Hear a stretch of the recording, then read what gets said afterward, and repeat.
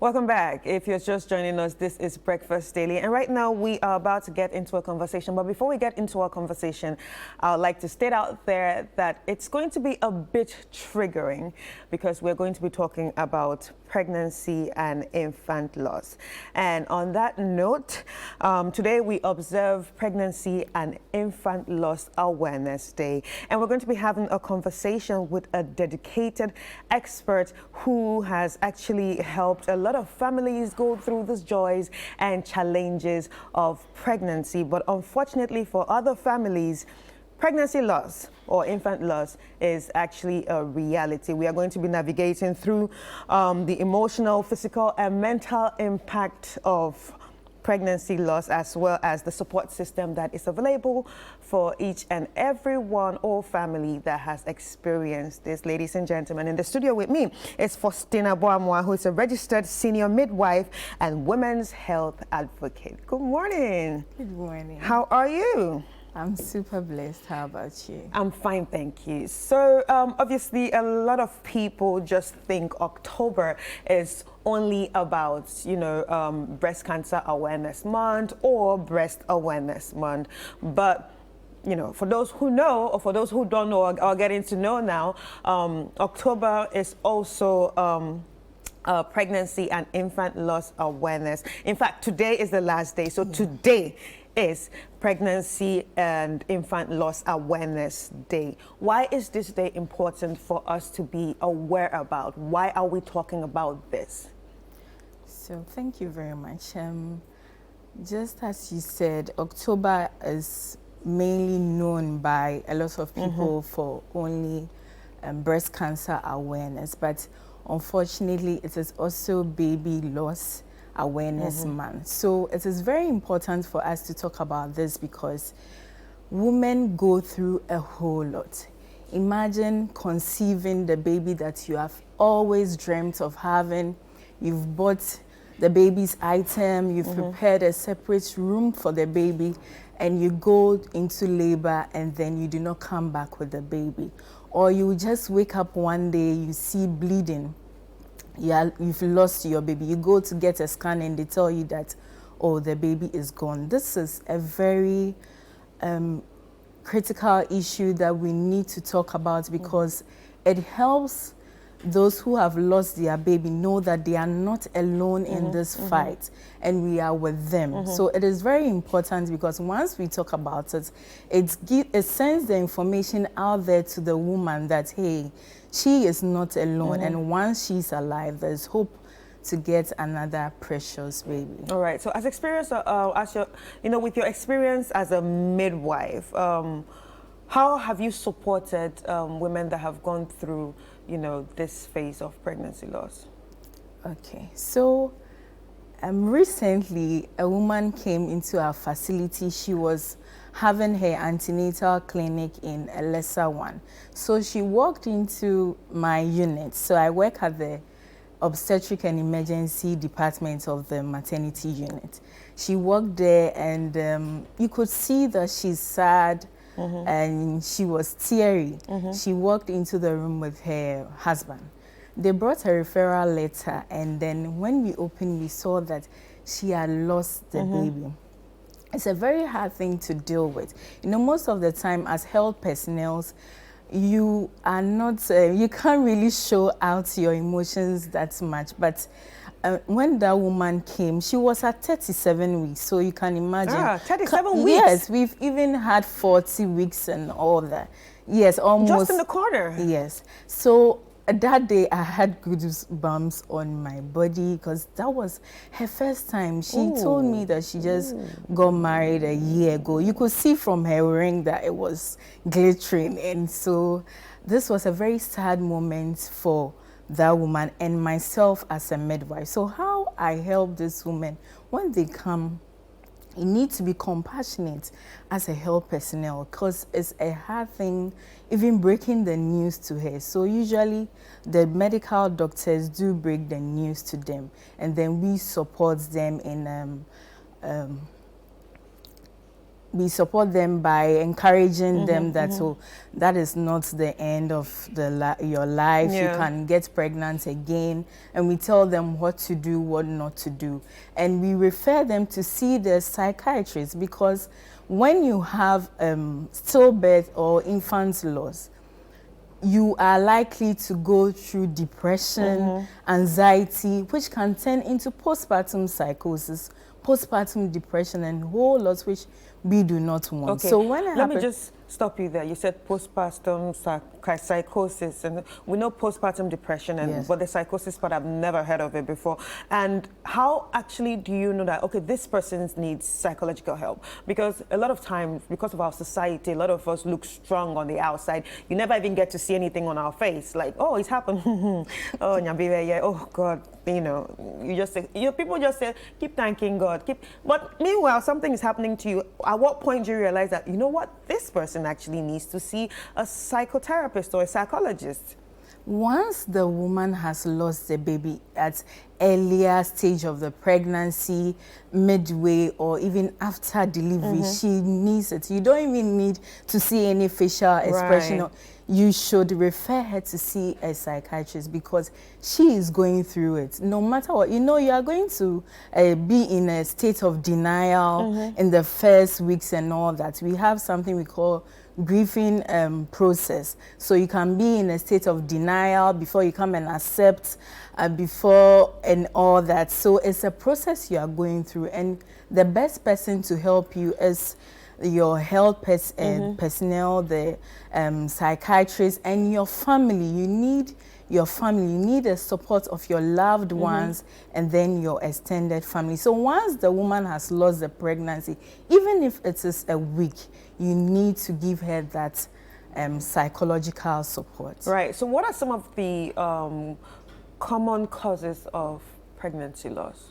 All right, so there are a lot of causes of pregnancy loss.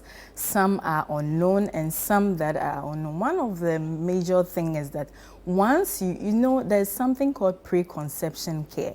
So even before you decide to get pregnant as a lady, you should go to the facility, which we less see in our society, because I don't see the need why I should go to the hospital when I am now thinking of picking seed. But it is very important, because you might be having a condition which will exacerbate when you get pregnant, like hypertension, diabetes, and all that. So once you go for the preconception care, all these histories are being taken. When you come, you take your family history, your psychological history, your social history, and all that. So we know whom we are dealing with right from preconception stage. And the second thing is, when you get pregnant, after you have tested positive, you go and take your scan, you should go to the nearest health facility, so that you will go through the antenatal visit. That is when you come and you are being checked. Your baby is being checked. We listen to the baby's heartbeat. We check your physical well-being and your mental well-being. So during that stage, if there is anything that could cause you losing your baby, we can prevent it. Those are the preventable ones, like you having severe anemia. Anemia can let you lose your baby. When you have hypertension, you can get preeclampsia, which can make you lose your baby. When you have diabetes, your sugars are going up and coming down. It can affect the baby. You can lose the baby there. When you have infections, you can get preterm contractions, which can let your cervix dilate. That is the opening of the womb. It can open when it is not time, and the baby will come out. So when babies are born preterm, their survival rate, unfortunately, in our society here, is not that high. So all these things are some of the factors that can cause baby loss. So once you attend your antenatal clinic regularly, you are taking the supplements we are giving you, you are doing the lab tests we are telling you to do, you are taking the scans. If there's any preventable thing there, we'll be able to identify it along the line and then solve it. Right. This is actually very interesting. And also, I I think a doctor has actually told me before that it's important, even as women, to take our folic acids. Exactly. Yeah, before you even conceive, not just when you conceive, because sometimes your chromosomes don't even form well, and then it can even reach to you having blight ovum. And blight ovum is also one cause of, pregnancy loss. So statistics says 1 in every 4 pregnancy actually ends in pregnancy loss. So how important is it for the family to actually grieve openly, with the woman that is going through this? And what advice would you actually give people supporting the ones that are going through this? So right from now, what the conversation we are having now is one way to let the woman out there watching that, oh, you are not alone. And then there is hope for you. There is support available. So right from preconception till the woman delivers, she needs support. We can never take out support from pregnancy. She needs your support as a partner. She needs your support as a sister. She needs your support as an extended family. Women really need support. We shouldn't be out there thinking that women are too emotional. Yeah. So many times you hear that, which is very wrong and unkind for you to tell a woman that way, especially when she's pregnant. Because once you get pregnant, your body goes through a whole lot of physiological changes, which you have no idea about. Yeah. And even your physical appearance. Right. So the woman is out there thinking that, oh, I have a slim body. All of a sudden, I've grown fat. Yeah. I have a very pointed nose. All of a sudden, it has enlarged. So she's looking at herself in the mirror and not being happy about all that. So what you can do as a partner is to compliment her. You are looking nice and all that. So that right from there, she wouldn't be depressed, which can turn even into postpartum depression. So what I'll hammer on a lot is on support. Once the woman has lost her baby, just know that the next thing for you to do is to listen to the expert advice, because if you experience that, you'll be spoken with by specialists, gynecologists, and your midwives. You should listen to the advice that they do give you. And then when they refer you to a higher facility, a specialist, you should go because you need it. We need you alive. It is when you are alive that there is hope. Right. So many women actually feel guilt and shame when this happens. How can the healthcare providers and communities actually help in supporting this woman and letting them know that, you know what, it happens? Yeah. So especially to take the shame away. Yeah. So the major thing is the stigma. Why is there stigma in this issue? Sometimes I tell my stomach the thing didn't come out. So how is it my fault? It's sad. It's sad. So that's the stigma because let's say in the family, let's start right from the family. Your in-law is expecting a baby, and right from maybe you've had 3. There are people who go through like 4 miscarriages.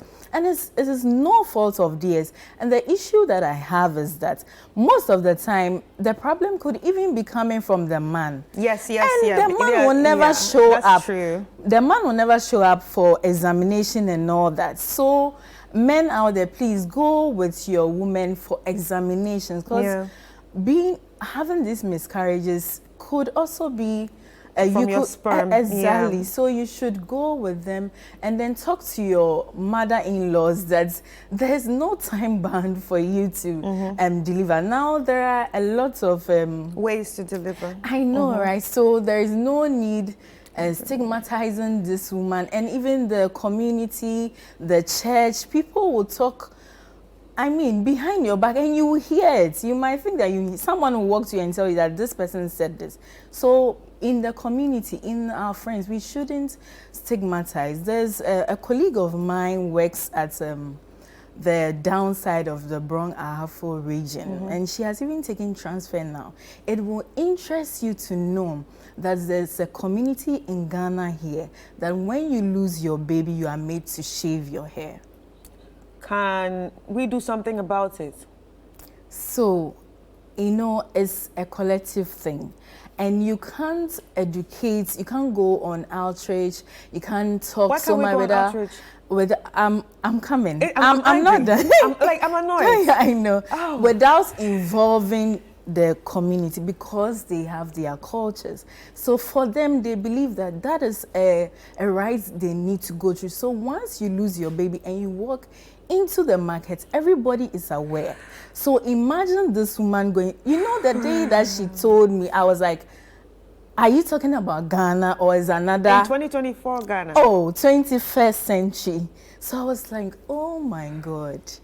So you see how far this thing can go. And so we will get there when we talk about this gradually, when we don't only talk about it during the awareness month. So it will get to October, we will talk about breast cancer. When we get to November, we don't hear anything about it. When we get to December, no, but we should do these kind of things all year through. All right, so what is, let's say, the medical fraternity doing about that? Because obviously you have heard something like this, and that's to say that not a lot of people are educated about these issues. Not a lot of people know that, okay, a dysfunction in sperm can actually cause the woman not to, you know, carry to term. Like, who's giving out this education? Who is supposed to do it? We, of course, because we are the experts, and then the media as well. Right. You know, we can't do anything solely by ourselves. When COVID-19 came, it wasn't just the health workers that were talking about. Everyone was talking about. So it's a collective duty, it's a collective responsibility. We all need to talk about this. We all need to, you don't need the government to do these kind of things. As an entity, you can become an advocate. Today you have heard about this. You can read online about it. Tell your neighbor about it. If there's an NGO you are volunteering for, you can discuss such situations with them. They will organize seminars, webinars, even online workshops, and then spread the news out there, because that is the only way people will hear about it. Right. You understand? Right. Yeah. So it shouldn't be just a weak thing. Yeah, I really like, and you know what, I think I really like the fact you actually started this whole conversation by saying women are going through a lot. First, you heard you go through pain when you're having your period. When you're PMSing, you have pain. When you are ovulating, you have pain. Then you get pregnant, you are so discomforted, and then something happens, like what we're talking about now, and then that's on you again. Wow. Anyway, we have a message from one of our viewers. She's from Wager, and she's Lily. So Lily is asking, apart from folic acids, what other supplements do you advise a woman trying to conceive to take before pregnancy? So there's Fesolate, but what I would tell her that the best thing is for her to go to any nearby health facility.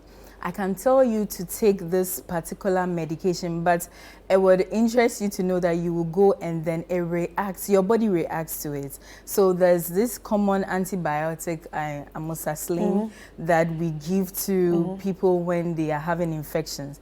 I had one woman come in with rashes all over her face after she had taken it. So everybody's body reacts to different so things, you should go to any nearby health facility for you to be examined, so that they will tell you which particular one to take. Don't sit in the house and self-medicate. All right. So we also have another message from Bendi Jima from Adenta, who says, I don't think people realize how stressful pregnancy on its own is. Now imagine losing a set pregnancy on top of it. Found out my mother had a miscarriage. I was going to have a little brother. I wonder how she felt and what she went through. Any person who doesn't understand these things has not seen enough life. I agree with him. Yeah, absolutely. Right. Okay, so are there any specific support groups? I know you are health advocates, but most times, a lot of us advocates just advocates the best way we can, using different platforms and different stages to even talk about whatever we're advocating for. But with this issue, it's a collective effort.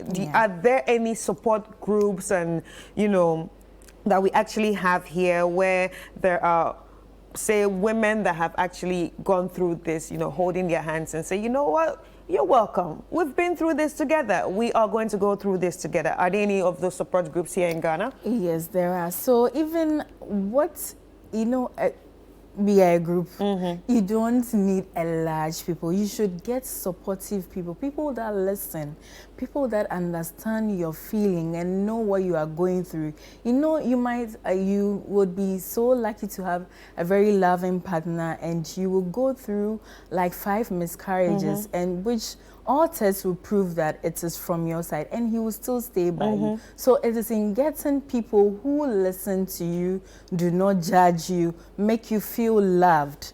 Do you understand? Right. So we do refer them to specialists and all that. And if there are women there who have gone through that, we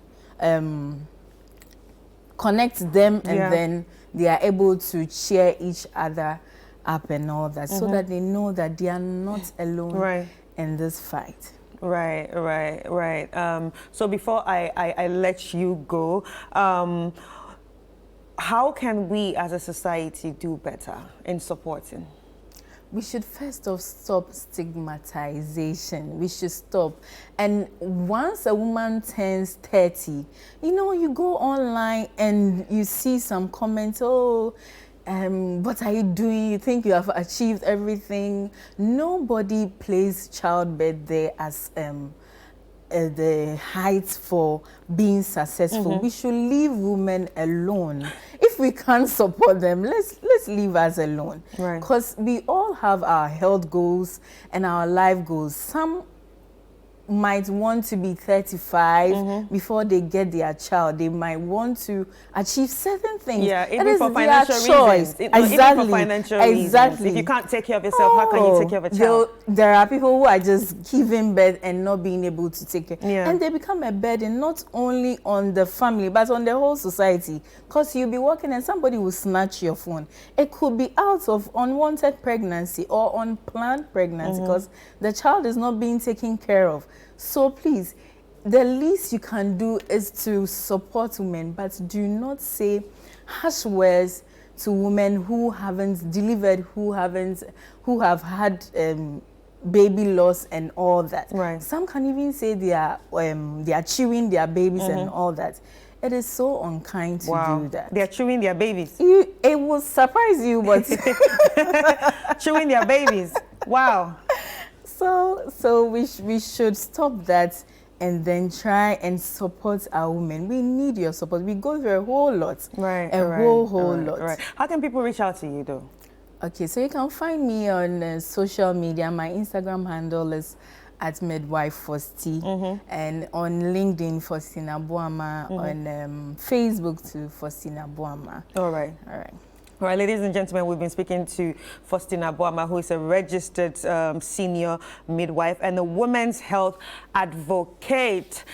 And a very big thank you to each and everyone that sent a message. So, guys, if you've been through, if you've had a miscarriage, stillbirth, ectopic pregnancy, chemical pregnancy, or going through some sort of infertility, embryo loss, TFMR, molar pregnancy, blighted ovum, child loss, infant loss, neonatal loss, surrogate loss, failed adoption, and all types of loss. This day is for you. We see you, we hear you, we feel you. This too shall pass. It's not going to be like this forever. And we are always here to support you. Let's be kind, let's be empathetic, and let's act how we want others to treat us. It's been a very emotional conversation, but let's take a quick break and we will be back with more.